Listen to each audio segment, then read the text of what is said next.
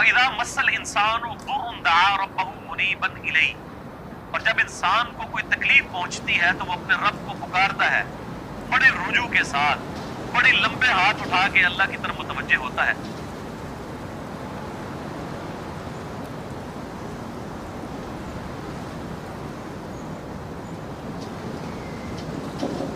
ثم اذا خولہ نعمتا منہ، جب ہم اسے اپنی طرف سے نعمت عطا کر دیتے ہیں، نسی من کان یدعو الیہ من قبل، تو وہ ایسا بھول جاتا ہے جیسا کہ اس نے کبھی ہمیں پکارا ہی نہیں تھا.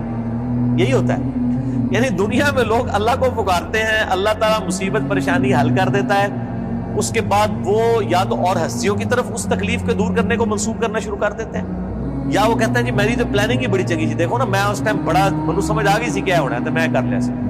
تو انہوں اللہ نے بندہ جنی مرضی سمجھ آ جائے، اللہ کے سامنے تو اتنے فیکٹرز ہیں کہ کسی بھی انسان کو کسی بھی وقت وہ آنے واحد میں ہیرو سے زیرو اور زیرو سے ہیرو کر دے، اس کے لیے کوئی مسئلہ ہے. یعنی انسان کی ساری پلاننگز دھری رہتی. جیسا کہ مولا علی رضی اللہ تعالیٰ عنہ علیہ السلام کا قول ہے کہ میں نے اپنے ارادوں کے ٹوٹنے سے اپنے رب کو پہچانا ہے. ان میں پورا ارادہ کر لیتا ہوں، سارے کے سارے سرکمسٹانسز فیوریبل ہوتے ہیں میرے لیے، ڈن، اچانک پتہ ہی نہیں چلتا کہ یہ کیا ہو گیا. ایسا ہو جاتا ہے میرے بھائیوں. اور یہی چیزیں بیسیکلی اللہ تعالیٰ اپنا آپ انسان کو دکھاتا ہے کہ کوئی شخص اللہ تعالیٰ سے کبھی بھی آزاد نہیں ہو سکتا. حتیٰ کہ آپ دیکھ لیں سورۃ الکہف میں آیا کہ اے نبی علیہ السلام کبھی ایسا نہ ہو کہ آپ یہ ایک بات کہیں کہ میں کل یہ کام کروں گا اور آپ انشاءاللہ نہ کہیں. ایسا کبھی نہیں ہونا چاہیے، انشاءاللہ کے ساتھ کہنا ہے. اگر وقت کے پیغمبر کو یہ بات کی جا رہی ہے، ہمارے محبوب صلی اللہ علیہ وآلہ وسلم کو، کہ آپ نے کبھی مستقبل کے بارے میں انشاءاللہ کے بغیر بات نہیں کرنی، کبھی نہیں کرنا ہے میں کام کروں گا، مگر یہ کہ انشاءاللہ ماشاءاللہ کے ساتھ.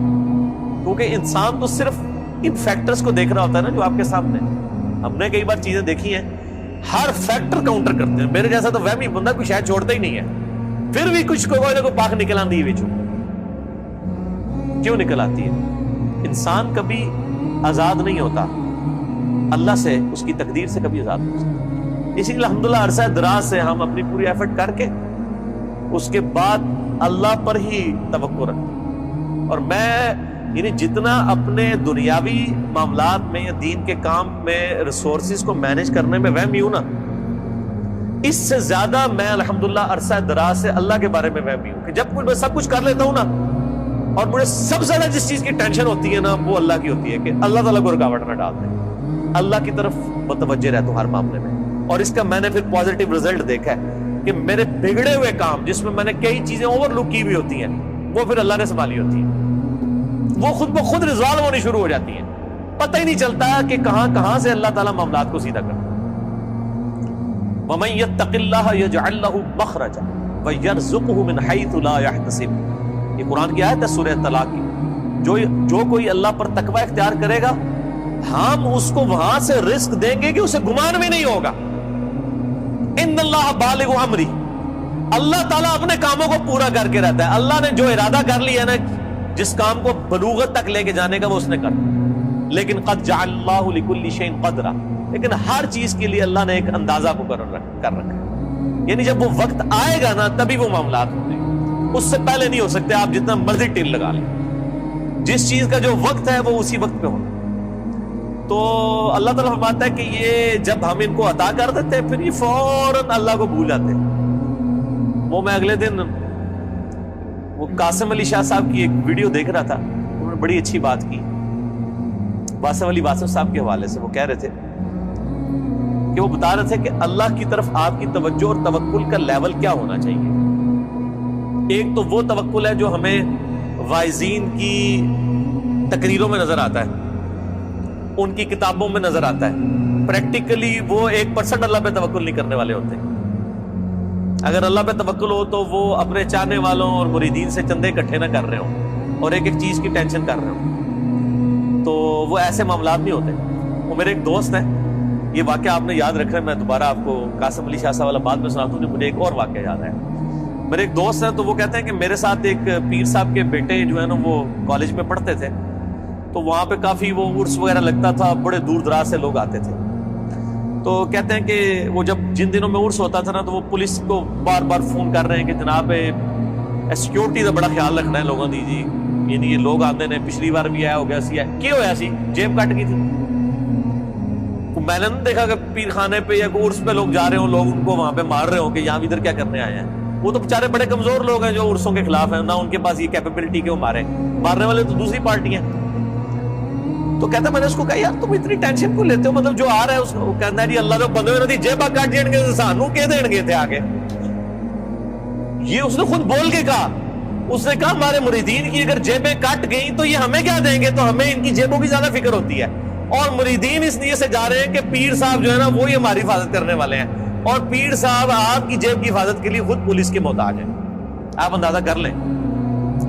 اور وہ قاسم علی شاہ صاحب کہنے لگے کہ وہ واصف علی واصف صاحب ایک مجلس میں فرما رہے تھے کہ اللہ کے بندوں میں اور دنیا داروں میں کیا فرق ہوتا ہے. وہ کہتے ہیں اللہ کے بندے جو ہوتے ہیں نا ان کو کوئی اگر پتھر بھی مار دیتا ہے نا آ کے تو ان کو پتھر مارنے پر بھی غصہ نہیں آتا، وہ اوپر دیکھ کہتے ہیں یا اللہ خیر ہے، وہ غلطی ہوگی. کیوں؟ یہ حقیقت بات ہے کہ فاعل حقیقی اللہ ہے. یہ ذہن میں رکھیے گا. آپ کو جو مخلوق کی طرف سے تکلیف بھی پہنچتی ہے نا اس کا فاعل حقیقی بھی اللہ ہے، کیونکہ جو ہزاروں تکلیف کے درمیان ہرڈل بنا ہوا ہے اسی نے اجازت دی ہے نا کہ چلو ایک چونٹی انہوں وڈ لے جائے، کیونکہ ہزاروں تکلیفیں تو اس نے آلریڈی بلاک کی ہوئی ہیں. ہمیں تو پتہ ہی نہیں کہ کہاں سے. آپ نے اگر یہ چیز دیکھنی ہے تو آپ حیران ہوں گے کہ چھوٹے بچوں کا بڑا ہو جانا یہ معجزے سے کم نہیں ہے. بچے جس طرح اندھوں کی طرح بھاگتے ہیں، ایک کن پٹی پہ صرف ایک جو ہے کارنر لگنے کی مار ہے نا بچے کی ڈیتھ، بڑا بندہ مر جاتا ہے. کس طرح بستروں سے گرتے ہیں، جا کے کبھی کہیں گرتے ہیں، سیڑھیوں سے نیچے گر جاتے ہیں، کہیں جا کے لگتے ہیں، کبھی کچھ ٹوٹ جاتا ہے، کبھی ادھر آ کے بندہ کہتا ہے اوہ شکر ہے جی بس نیڑے ہی بچا ہے، اللہ نے بچے اللہ نے بچایا ہوتا ہے. ہمیشہ ہی بچ جاتا ہے بندہ. کتنے بچوں کی آنکھیں نکل جاتی ہیں بچپن میں، ورنہ تو آدھے ادھر جو ہے وہ کانے ہی بیٹھے ہوئے ہوں. یہ اللہ نے بڑے کیے ہوتے ہیں. یہ اللہ قرآن پاک میں آیات ہیں، اللہ فرماتا ہے کہ ہم نے فرشتے معمور کیے ہوئے انسانوں کی حفاظت کے اوپر. یہ ساری چیزیں اللہ لے کے چل رہا ہوتا ہے. لیکن اللہ فرماتا ہے جب ہم تکلیف دور کر دیتے ہیں پھر کہتے ہیں یہ تو کوئی کہہ دیتا ہے بزرگوں نے کیا ہے، کوئی کچھ کہہ دیتا ہے، کوئی کچھ کہہ دیتا ہے. وہ ایک مجھے لطیفہ یاد آ گیا. وہ ایک بندہ جو ہے وہ سمندری طوفان میں پھنس جاتا ہے اور جب وہ ڈوبنے لگتا ہے تو کہتا ہے یا اللہ منو بچا لے، میں دیکھ دیا گا تیرے نا دی. ٹھیک ہے جی، تو اللہ تعالیٰ بچا لیتا ہے. تو وہ پھر کنارے آ کے کہتا ہے جی وہ تو پھر ظاہر ہے اس نے مکر ہی جانا ہوتا ہے. جو اللہ تعالیٰ آتا ہے کہ جب ہم ان کی تکلیف دور کرتے ہیں پھر یہ بھول جاتے ہیں ہمیں. تو کنارے پہ پہنچ کے آتا ہے کیڑی دیکھ، کوئی دیکھ شیک نہیں ہو. تو وہ پھر ایک اور ہچکولا اس کو آتا ہے تو پھر وہ سمندر میں کہتا ہے نہیں یا اللہ میں پوچھ رہا تھا مٹی کے لوڑی. ٹھیک ہے، کیڑی دیکھ تو مراد ہے مطلب نہیں، یہ اللہ نے تو نہیں دھوکہ دیتا جا سکتا ہے، دنیا ہی دھوکہ دیتا جا سکتا ہے کہ میٹھی دیکھ یا نمکین. تو یہ وہی چیز ہے. اللہ تعالیٰ فرماتا ہے کہ یہ جب ہم ان کی تکلیف دور کرتے ہیں تو اس طرح بھول جاتے ہیں کہ جیسا کہ ہمیں کبھی پکارا ہی نہیں تھا. وَجَعَلَ لِلَّهِ أَنْدَادًا، اور اللہ کے مقابلے پہ اور ہستیاں کھڑی کر دیتے ہیں کہ یہ انہوں نے کیا ہے. بچہ اللہ نے دیا ہوتا ہے، کہتے ہیں نہیں وہ ان کی وجہ سے ہوا ہے. لِيُضِلَّ عَنْ سَبِيلِ، تاکہ بہکا دیں اللہ کی راہ سے. حقیقت بات ہے کہ یہ شیطان انسان کے دل میں یہ وسوسہ ڈالتا ہے کہ یہ فلاں کی وجہ سے ہوا ہے. آپ ہندوؤں کے پاس چلے جائیں وہ بھی یہی کلیم کرتے ہیں کہ جی ہم فلاں مندر میں گئے تھے تو ہمیں اولاد ہوگی، حالانکہ اللہ دے رہا ہوتا ہے. لیکن شیطان جو ہے وہ اینڈ ٹائم پہ ایسا وسوسہ ڈالتا ہے کہ انسان اور ہستیوں کی طرف اسے منسوخ کرنا شروع کرتا ہے. ہم نے تو کئی ایسے دیکھے ہیں جو لوگوں کو بچے دے رہے ہیں لیکن خود بے اولاد ہوتے ہیں. ان کو کہیں آپ کیوں نہیں اولاد ہو رہی؟ سورہ شورا کا آخری رکوع پڑھ لیں. اللہ فرماتا ہے اللہ جسے دیتا ہے بیٹے دیتا ہے، جسے چاہتا ہے بیٹیاں دیتا ہے، جسے چاہتا ہے دونوں دیتا ہے، اور جسے چاہتا ہے محروم رکھتا ہے. نبی علیہ السلام کی صرف ایک بیوی ہے جس سے اولاد ہے، سیدہ خدیجہ سے، یا ایک ماریہ قبطیہ سے سیدنا ابراہیم علیہ السلام پیدا ہوئے، وہ بھی فوت ہو گئے. باقی آپ کی ساری بیویاں بے اولاد ہیں. کیا نبی کی بیویوں کی خواہش نہیں تھی کہ ان کی اولاد ہو؟